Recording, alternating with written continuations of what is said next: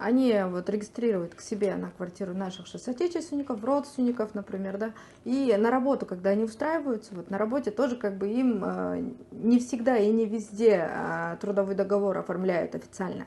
Да, незнание законов нас не освобождает от ответственности, поэтому единственный верный путь – это пойти добровольно сдаться. При этом очень важно помнить, что у самозанятых есть определенные ограничения по видам деятельности. Например, Наталья Сергеевна, скажите, пожалуйста, вот граждане киргизы могут ли себе оформить ИП либо ООО, чтобы как бы открыть свой бизнес, чтобы начать свой бизнес в Москве именно? Менин айдоочум деп регистрация кылып 9 айга регистрациясын улап берген. Ошону улап бергенден кийин эжеге көп эле зыяны тийип калган ошо улап бергени үчүн. Саламатсыздарбы, Алсу медиа каналынын катталуучулары жана жалпы Москва шаарында эмгектенип иштеп жүргөн мекендештер. Бүгүнкү күндө аябай эле көйгөйлүү маселе жараткан ГПХ, гражданский правовой договор, регистрация үйгө койгон жана трудовой договор жана ошондой эле кыргыз жарандары Евросоюзда болгондуктан ИП же ООО айтса болобу болбойбу жана ошолордун баарына кандай салыктар өгөтүп турат жана кандай зыяны бар, пайдасы бар. Мына ошолор боюнча азыр консалтинговая компания Саванын жетекчиси Наталья Сергеевна менен толук маек курмакчыбыз жана ошондой эле эгерде сиздерде да ошондой көйгөйлөр болуп жаткан болсо же ошо гражданский правовой договор деген эмнеси ошону түшүнгүңүз келе атса же болбосо сиз ошол Москва шаарында бизнесиңизди ачам деп ИП же самозанятый же болбосо ушул трудовой договор менен да эгерде сизде көйгөй болуп жаткан болсо ошол суроолордун баарына азыр мен жооп алып берем. Андан сырткары ошо сиз үйүңүзгө эгерде кимдир бирөөнү досторуңузду же туугандарыңызды регистрацияга каттап жүргөн болсоңуз мына ошонун дагы сизге кандай пайдасы кандай зыяны бар ошолор жөнүндө дагы азыр толук маалымат курмакчыбыз. Андыктан каналга катталып биз менен бирге болуңуздар. Жакшы ой пикир жазганды да унутпаңыздар. Здравствуйте, можно? Да, конечно, проходите. Здравствуйте.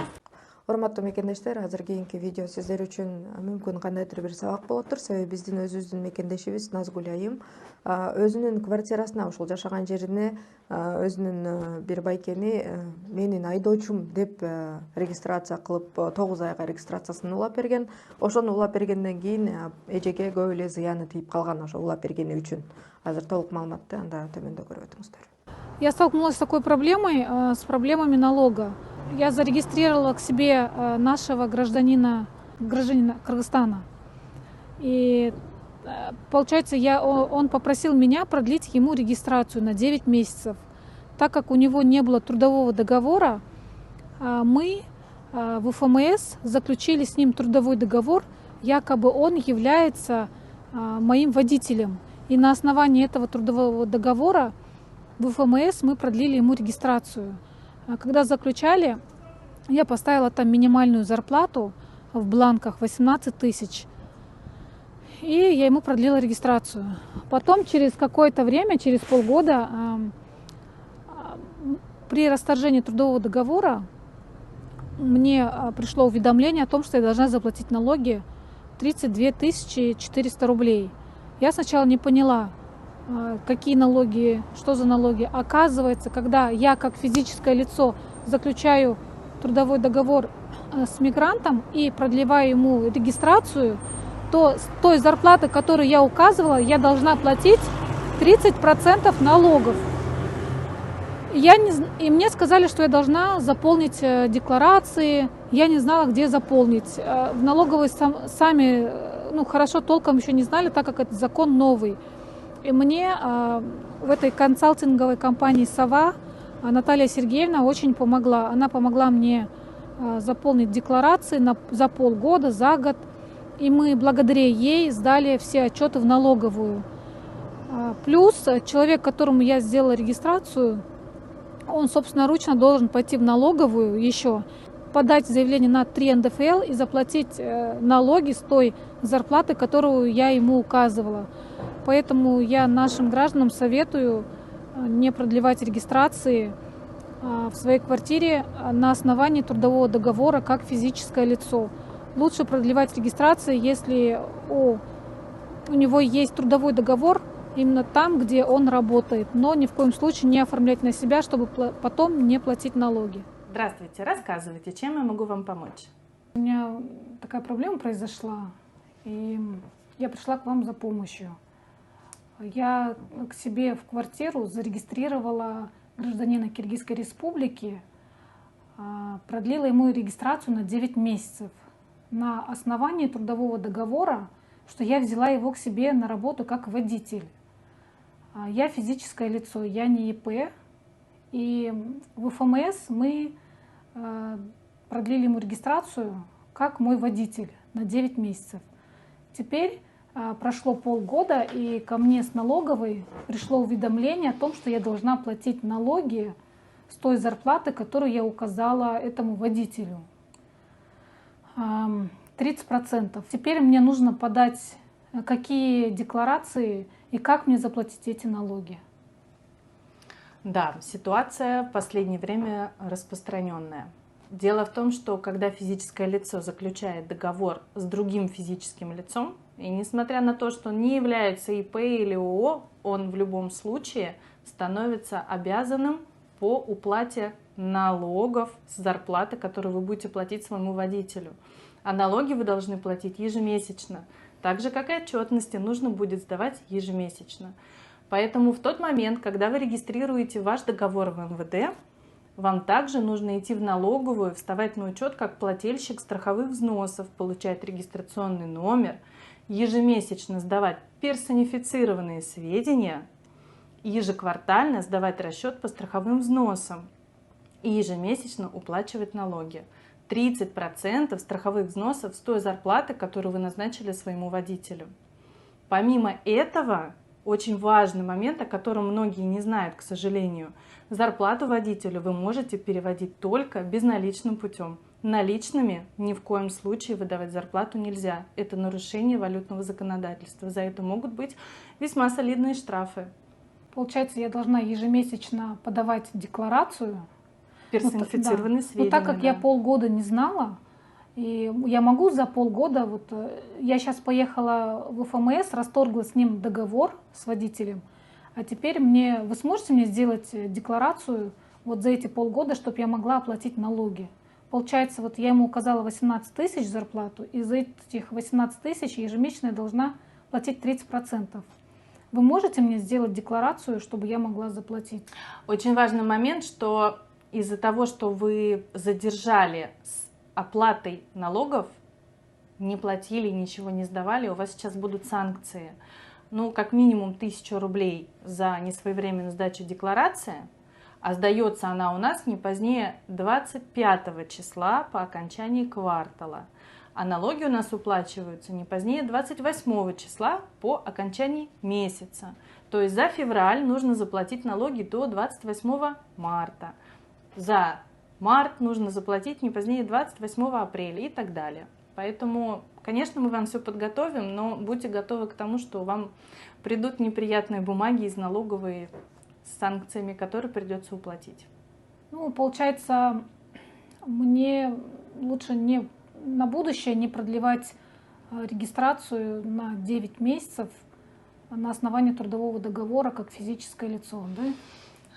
Нет, конечно, всем нужно работать официально, просто нужно все делать правильно. Изначально, когда вы только-только оформляете в семью работника, как только вы подаете документы на миграционный учет, вы сразу же должны идти в налоговую, чтобы вставать на учет как плательщик страховых взносов.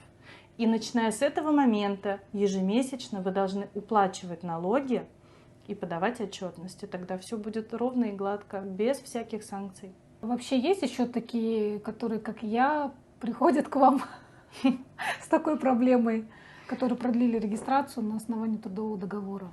Вы знаете, у нас, к сожалению, народ немножко неграмотный в налоговых вопросах, а так, чтобы информация была собрана в едином месте, чтобы можно было прочитать полную всю инструкцию, таких, к сожалению, ресурсов очень-очень мало.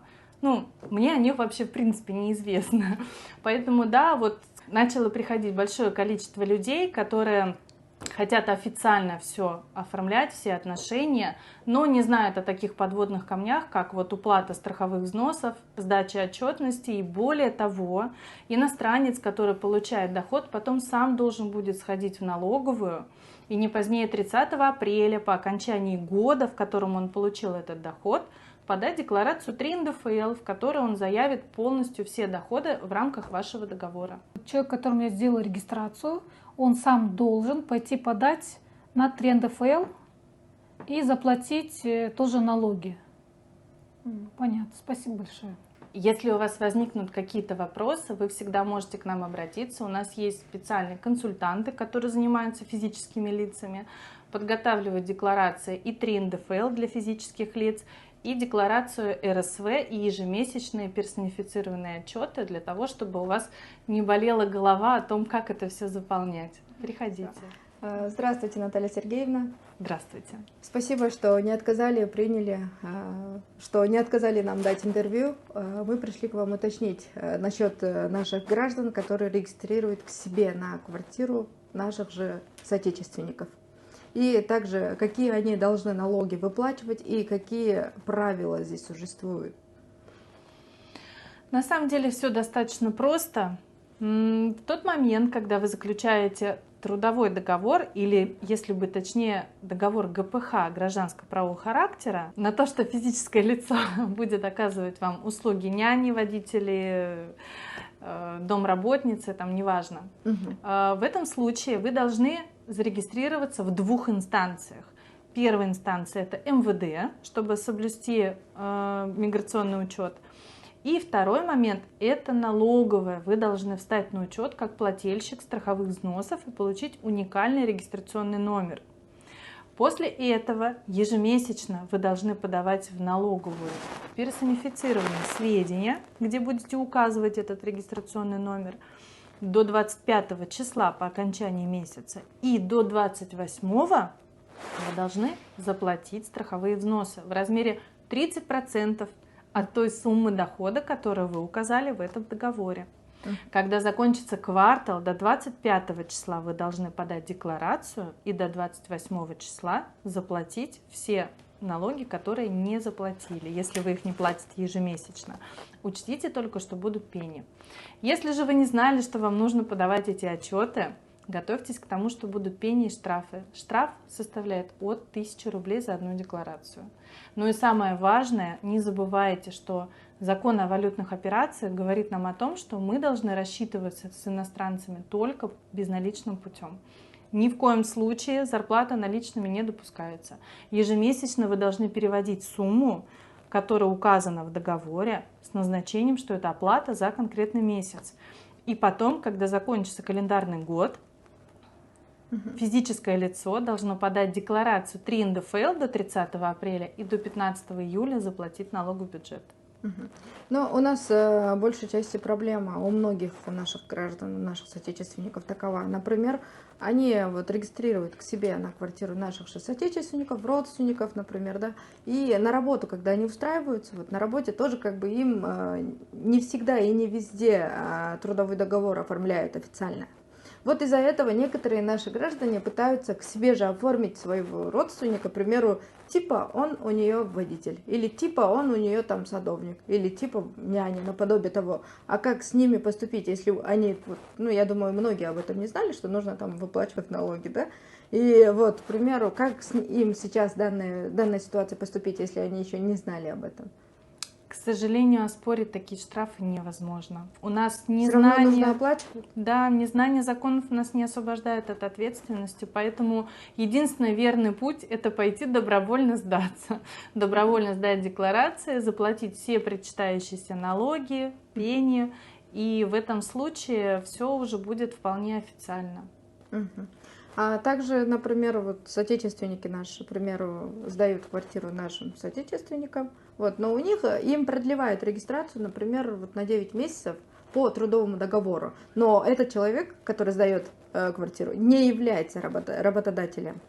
Работодатель он совсем другой и по этому трудовому договору. И получается, этому человеку нужно еще какие-то налоги оплачивать или это только со стороны работодателя идет налог?